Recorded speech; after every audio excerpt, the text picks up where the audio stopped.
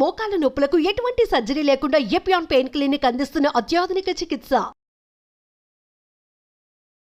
తర్వాత మీరు ఆహారం ఆయుర్వేదంలో ఆహారం పాత్ర గూడా అంటే మనిషి ఆరోగ్యంలోనే ఆహారం పాత్ర చాలా పెద్దది. సరే ఆయుర్వేదంలో ఆహారం యొక్క పాత్ర గూడా చాలా పెద్దది. అయితే ఒక్కొక్క ప్రాంతానికి ఒక్కొక్క రకమైన ఆహారం ఆల్రెడీ ఇది డిసైడెడ్ అండ్ మనం ఎప్పటినుంచో ప్రాక్టీస్ చేస్తున్నాం.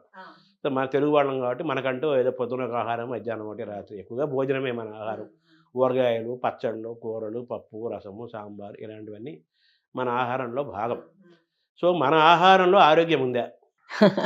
ఇప్పుడు ఏంటంటే ఇది మెడిటరేనియన్ డయట్ అనే మాట కూడా చెప్తూ ఉంటారు అండ్ గ్యాస్ట్రోఎంటరాలజిస్టుల వాళ్ళు. మన ఆహార పద్ధతి మెడిటరేనియన్ ఆహార విధానమే అది.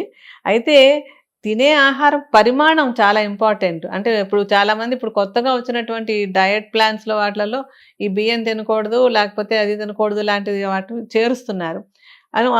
దానికి ఏంటంటే ఇంకొకటి ఇటీవల కాలంలో ఒక సైంటిస్ట్ క్యాన్సర్ అంటే ఆంకో ఫిజిషియన్ అయిన అలోపతిక్ డాక్టరే ఆయన కూడా చెప్పిన స్టడీస్ నుంచి చెప్పింది ఏంటంటే ఆహారపు అలవాట్లు తరతరాలుగా ఉన్నవి. ఈ తరతరాలుగా ఉన్న ఆహారపు అలవాట్లకి మన జీన్స్ అడాప్ట్ అయి ఉంటాయి ఆల్రెడీ. ఇప్పుడు ఇవాళ మనం సడన్గా ఒక కొత్త ఆహారపు అలవాటుని నేర్చుకుందాం అనుకుంటే ఈ తరంలో అది అడాప్ట్ అవ్వదు జీన్స్కి. అది ఆ జీన్స్ అడాప్ట్ అవ్వడానికి ఇంకో 2-3 తరాలు పడుతుంది అని ఆయన ఒక సైంటిఫిక్ రీసెర్చ్ రిజల్ట్ చెప్పారనమాట. ఇవి తెలియకుండా అందరూ రకరకాల డయట్లు పెట్టేసి ఇప్పుడు మనం తినే అన్నం తప్పు, అది తప్పు, ఇది తప్పు అని కొంతమంది చెప్పేయడం. అది ఏంటంటే మనకి ఇప్పుడు ఈ మీడియా వచ్చిన తర్వాత అందరూ వేదాలు చెప్పినట్టే అనమాట. ప్రతివాడు నేను చెప్పేది ఆరోగ్య వేదం అన్నట్టు చెప్తున్నారు.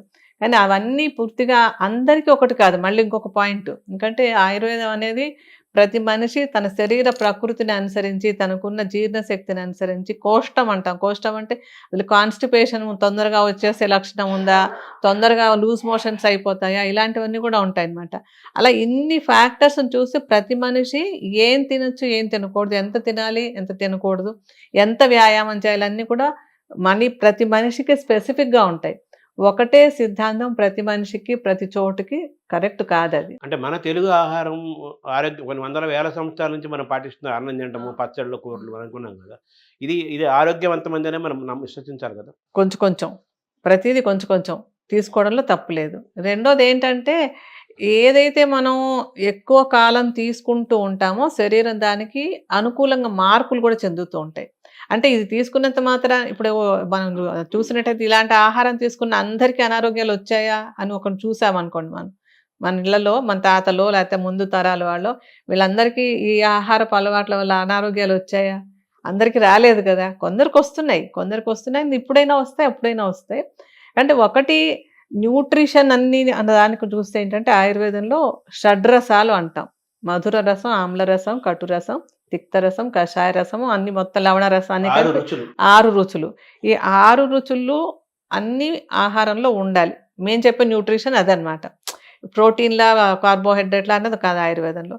అందులో మధుర రసం అంటే స్వీట్స్ తినడం కాదు. ఫస్ట్ ఆఫ్ ఆల్ మధుర రసం అనేది ఏంటంటే మనకి తీయగా అంటే కాయగూరలు, ఆకుకూరలు, పళ్ళు వీటిలలో చేదు లేకుండా ఉండేటువంటివన్నీ కూడా మధుర రసంలోకి వస్తాయి. గోధుమ, బియ్యం కూడా మధుర రసంలోకి వస్తాయి అన్నమాట. ఇవి ఒక పరిమాణం.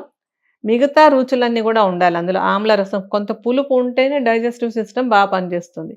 కొంచెం లవణ రసం ఉంటేనే డైజెస్టివ్ సిస్టమ్ బాగా పనిచేస్తుంది. పులుపు తర్వాత ఉప్పు రెండూ కూడా మనం తిన్న ఆహారం శరీరానికి అనుకూలంగా మారడానికి అవసరమైనటువంటివి. అందుకే పిత్తదోషం సరిగా పనిచేయాలి. పిత్తం సరిగా పనిచేయాలంటే లవణ రసం, ఆమ్ల రసం అవసరం. అవి కొంచెం. అలాగే కషాయ రసము, తర్వాత వగరుగా ఉండేవి, కొంచెం కారము, ఈ అంటే కొంచెం చేదు, ఇవి కూడా కొంచెం ఉండాలి అనమాట. ఇవి లేకపోయినట్టయితే అసలు చేదే తినకపోతే రకరకాల రక్త సంబంధమైన అనారోగ్యం